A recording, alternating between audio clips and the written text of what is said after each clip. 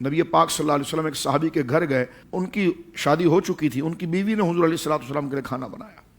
یہ حدیث میں آتا ہے، ام المومنین حضرت عائشہ صدیقہ کہتی ہیں کہ میں خود حضور علیہ الصلوۃ والسلام کے کپڑے دھوتی تھی، اور بلکہ بخاری میں یہ بھی ہے کہ میں نے حضور علیہ الصلوۃ والسلام کی جو کپڑے دھوئے تو حضور جب فجر پڑھانے کے لیے گئے تو اس کپڑے کا بھیگا پن بھی نظر آ رہا تھا۔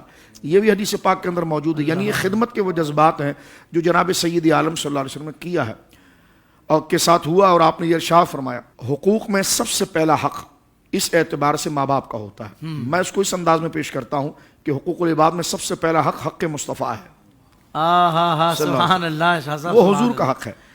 لیکن اب آپ اس تناظر میں اگر دیکھیں کہ توحید کے بعد والدین کا اگر ذکر کیا گیا ہے، لیکن شوہر کا حق اتنا ہے کہ جب شادی ہو جاتی ہے نا تو باپ کا حق پیچھے ہو جاتا ہے، شوہر کا آگے ہو جاتا ہے۔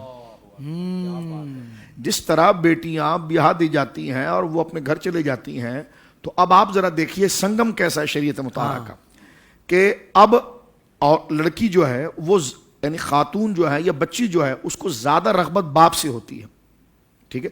اب باپ جب شادی ہو گئی ہے تو باپ کا جیسے وہ احترام کرتی تھی، لحاظ کرتی تھی، وہ لحاظ کا حق جو اب شوہر کی طرف چلا جائے۔ اچھا، اب یہ کہ یہ شوہر ہے، اس کے گھر وہ دلہن آئی ہے، اللہ رب العالمین نے فرمایا کہ اب جو اس دلہن کی ماں ہے وہ تیری ماں بن گئی ہے۔ اللہ اکبر۔ اب یہ جانب انداز سے آپ سنگم دیکھیے، سبحان اللہ۔ جانب قرآن نے 3 ماؤں کا ذکر کیا، ایک ماں نسبی ہے، ایک رضائی ہے، ایک مساحرت سے ہے۔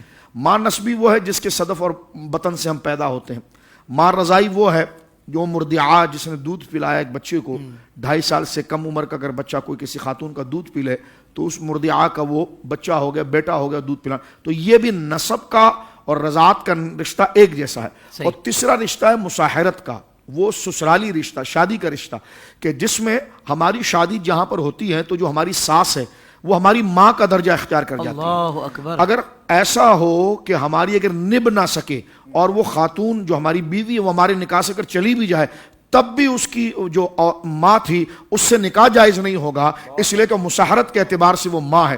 تو یہ 3 عورتیں جو ہے وہ حرمت ابدیہ بن جاتی ہیں کہ ان سے جناب جو ہے کہ وہ نکاح جائز نہیں ہو سکتا۔ تو وہ حقوق دیکھیں شوہر کی طرف آ جاتا ہے جو باپ کے احترام والا حقوق ہے، اور شوہر کے لیے کہ جو اس کی ماں ہے اس کے حقوق اس کے لیے ماں کے ساتھ ہو جاتے ہیں۔ تو جب دونوں ایک دوسرے کے ماں باپ کا ادب کریں گے، رکھیں گے، تو اس میں محبت جو ہے کہ وہ بڑھتی چلی جائے گی۔ اپنے اب ظاہر سی بات ہے یہ بچی گئی ہے اس گھر کے اندر اور وہ دیکھ رہی ہے کہ جناب وہ خاتون جو شوہر کی ماں ہے اور میری ساس ہے، سارا نظام اس کے پاس ہے، اب وہ سارا کام کرے گی، وہ بڑھیا کرے گی، اس سے پوچھا جائے گا۔ تو دیکھ اس نے یہ سارا مرحلہ ایسا گزارا ہے اور وہ سارا مرحلہ گزارا ہے جیسے تو آج اس گھر میں نبی نرالی آ رہی ہے، اسی طرح وہ بھی اس خاندان میں آئی تھی۔